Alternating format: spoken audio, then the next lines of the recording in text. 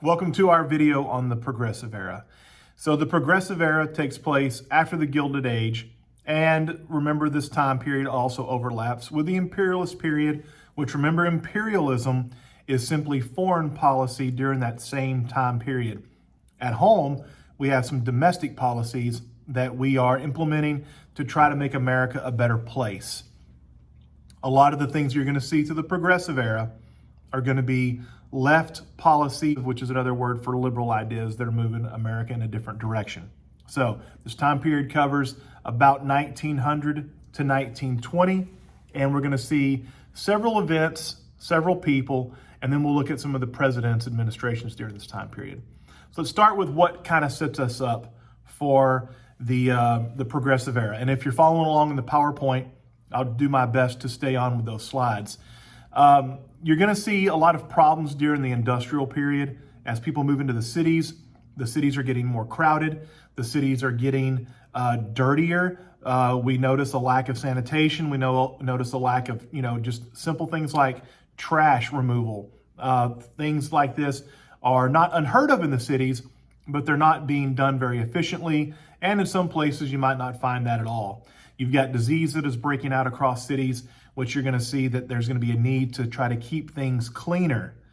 Cleanliness is one of the driving forces of the Progressive Era.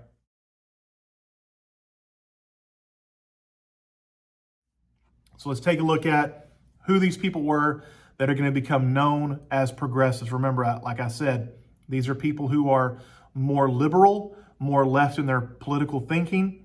And so you'll see how that lines out in the political spectrum. So populist, farmers, laborers, working class, mostly people who were disgusted with the status quo. They didn't like the way things were going. They didn't think things were going in the right direction. They wanted to see change. There's another group of people that are called mugwumps, okay?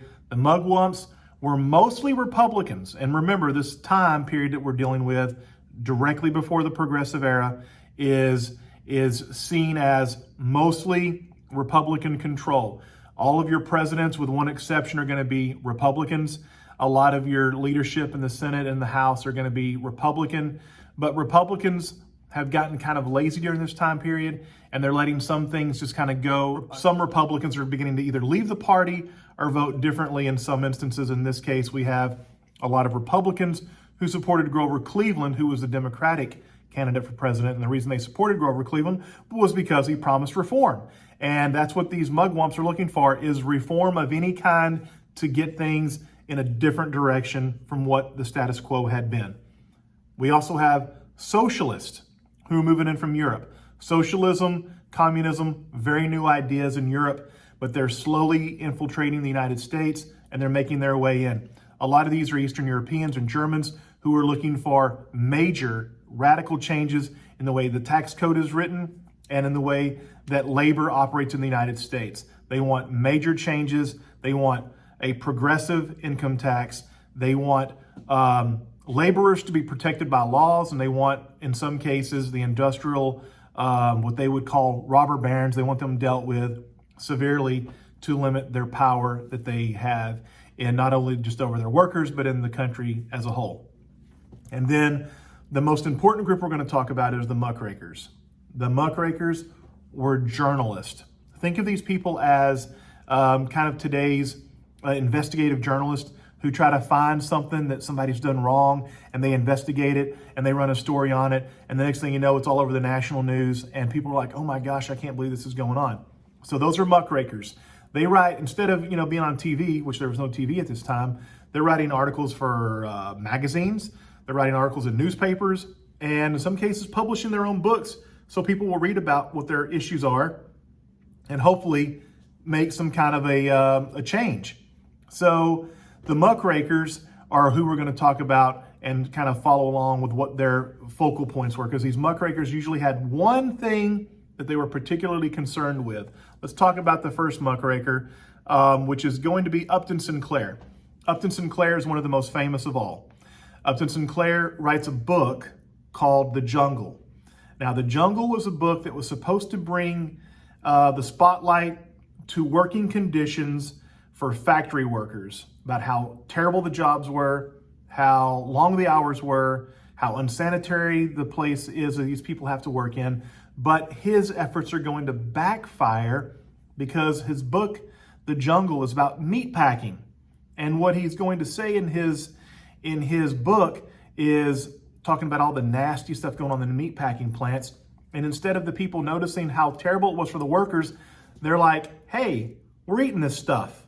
And so they're going to be pushing for legislation that will clean up meat packing and food processing, which eventually result in things like the Pure Food and Drug Act and the Meat Inspection Act, which we'll get into that a little bit later on.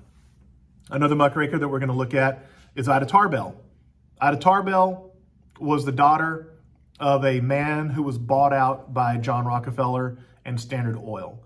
And she had a lifelong hate for Standard Oil that she decides to write a book about and talk about how terrible John Rockefeller was as a person, as a manager, as a corporate owner, and that he did not do his part to help the little people. He just kind of takes over all these little businesses that are doing oil and he buys them out. But Ida Tarbell writes her expose on Standard Oil, which is going to turn a lot of people against John Rockefeller, which, remember, there's two sides to every story. John Rockefeller has a lot of people who said that he was an amazing guy at how he bought out the competition and gave them more money than they knew what to do with. So there's two sides to every coin there, but Ida Tarbell definitely on the side that does not care too much for John Rockefeller and Standard Oil. Another very famous muckraker is Jacob Riis. Jacob Riis is going to make his focus point the poor inner city urban dwellers of these places that most people know as tenements, these apartment complexes that were overcrowded, in many cases very dirty, in many cases no trash service, in some cases no running water. And sometimes you would have one toilet in a building that served more than 40 or 50 people. So that's not good odds for one toilet.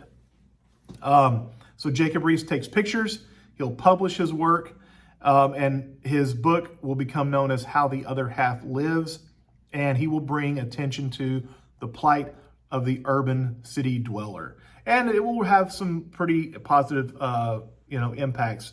As time goes on, there'll be a lot of laws that are going to be passed that will try to clean up the cities and bring in trash service and things of that sort. We have Lewis Hine. Lewis Hine is famous for documenting child labor. I always like to ask my students questions about when child labor was outlawed. And they're like, well, it was outlawed during the Progressive era. And I like to say, no, child labor was never outlawed. You can get a job as early as 14 years old in the United States, according to federal law. Now, not all states may allow that to happen, but you can get a job at 14 years old. There's just very, very strict guidelines that you've got to go by to hire somebody. Remember, childhood is all the way up to 17 years old, and we know there's 16 and 17-year-olds working in basically every fast food joint that we go to. So child labor is not outlawed, it's just heavily regulated, and in many cases, Lewis Hine is given credit for those laws that are going to be put into place slowly over time, starting with the National Child Labor Committee in 1907 up to modern child labor laws. So they say that after just a few years of his work being published, that 28 states had child labor laws on the books. All right, then we have Lincoln Steffens. Lincoln Steffens' work is called The Shame of the Cities. He wrote a book about basically political corruption and how corrupt municipal governments were, mayors, big city bosses, things of that nature. And he's going to point out that, and there's going to be a lot of laws passed on the state level and on the local level to try to clean this stuff up. And we'll get more into that one here in just a few minutes. Let's talk about Jane Addams. His focus was immigrants coming into the country that either couldn't speak the language, or they weren't familiar with American culture. And so she sets up these things called settlement houses to help settle people into the city. Now hers is specifically in Chicago. It's called the Hull House. But there were settlement houses all over the nation. And what you needed was money and some real estate. Okay, if you had money and you had a place to put people and build classes and things of that nature, you could start your own settlement house. We had a couple of settlement houses right here in Fort Worth. And what do these settlement houses do? They have clubs. They have classes. They offer social gatherings to help people get melded into society. Playgrounds for kids, arts programs, summer camps, well baby clinics, some medical care, daycare. They also had these things called clean milk stations, which I don't know if you know that milk in many cases was bad. It could go sour.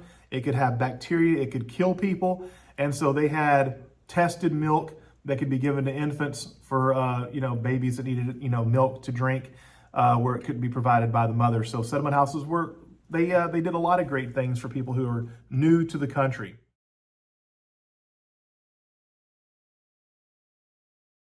Talk about the city corruption, the big city corruption that's going on. We've got these big city bosses that run cities. They run everything from who gets jobs in some cases to who gets picked up by the police. They had a lot of negatives, of course, because these people had a lot of control. They had a lot of money, and they had a lot of political power, and they took bribes. They basically stole your money. If you wanted to get a job, they might say, we can find you a job, but it's going to cost you this, or maybe you have to make payments to me. They also protected gambling houses, prostitution rings, and other things of that nature. So they sound like they're pretty bad city bosses. These big city bosses are not positive. However, they do have some benefits that come to the cities. They helped immigrants. They helped them in some cases find jobs. You vote for me, I'll help you get a job. You need a place to live, you vote for me, I'll help you find a place to live. And in some cases, they would do things like providing running water, sanitation, sewage, because they were trying to maintain their power. So they weren't all bad, but on the whole, they would be considered a very negative thing today. But there's going to be a change to that takes place during this progressive period, which starts with the Galveston hurricane. Now you may say, how does a hurricane change the big city bosses that ran cities across America? Well, Galveston, Texas was basically destroyed in 1900 by a hurricane. Galveston is the worst natural disaster in American history, even to this day. They say that up to 10,000 people died in that hurricane. And Galveston was Texas's largest city at that time. And since it was destroyed, they had to rebuild. And one person, one big city boss, there's no way that person could rebuild a city on his own. And so what they're going to do is they're going to come up with a plan that's going to hopefully overcome the huge challenges that are presented by this hurricane. And they're going to come up with this thing called a city commission. And the city commission is going to hire experts in rebuilding, hire experts in concrete work, hire experts in water lines, hire experts in sanitation, hire experts in various things that the city needs to rebuild. So it's not just one person trying to do this on their own. It's a group of people all working together. Similar thing happens in Dayton, Ohio in 1913. There's a huge flood in Dayton, Ohio. And so what they do here is in 1913, after the flood, instead of letting the mayor handle this, or one of their big city bosses that they had that run the city, is they're going to hire a professional city manager, someone who is trained to conquer the problems that cities face. So the things that happen in Galveston and in Dayton, Ohio are both going to lead to reform in city government. Now, it's not reform by law, it's reform by necessity. They needed this, and so they found a way to conquer this thing. And so the day of the big city boss running a city and having a city, right where he wanted them, those days are coming to an end by around 1900. We're going to see a lot of changes there.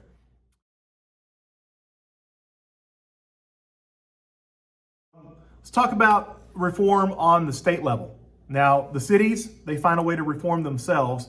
States are going to have a little bit of a different path. Robert La Follette is the governor of Wisconsin, and he comes up with an idea to reform government at the state level. What he comes up with is an idea that all of your government employees should not be all Republicans if the guy in office is a Republican, or that not all the employees have to be Democrats if the guy in office is a Democrat. He comes up with the idea of nonpartisan government employees. That'll be picked up eventually by the federal government as well. And they do some research on nonpartisan topics, such as workers' compensation. What if you get hurt on the job? How can we help our people who live in our state? They also come up with the idea of a direct primary to select candidates, which is going to hopefully take a lot of the people with money out of the equation, so it's more about what the people want rather than what the big corporations want, who they can buy off as candidates for state positions. And then, of course, the railroad had been a very big factor in politics at that time. The railroad had more money than the U.S. government did.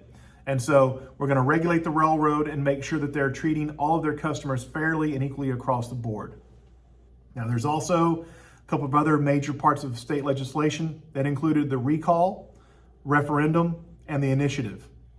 Recall was being able to get rid of elected officials who were crooked. You need to be able to get rid of your elected officials if they're crooks.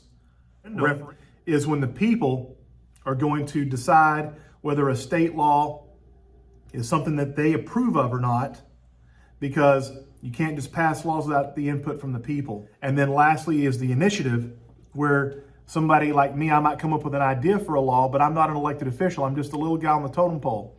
But I could present my idea to my local elected officials, and with enough signatures, I could get my idea to be looked at by the state legislature to say, hey, this is a really great law. Look at all the signatures by this petition drive that somebody.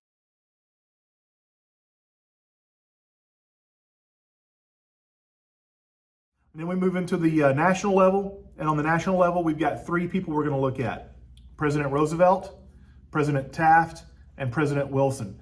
All three of these presidents were known as progressive presidents.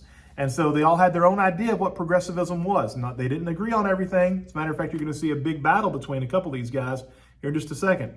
But our most famous progressive president is Teddy Roosevelt. Now, of course, right now we think of him as the guy who was in charge of America's empire building in the Caribbean and in Latin America.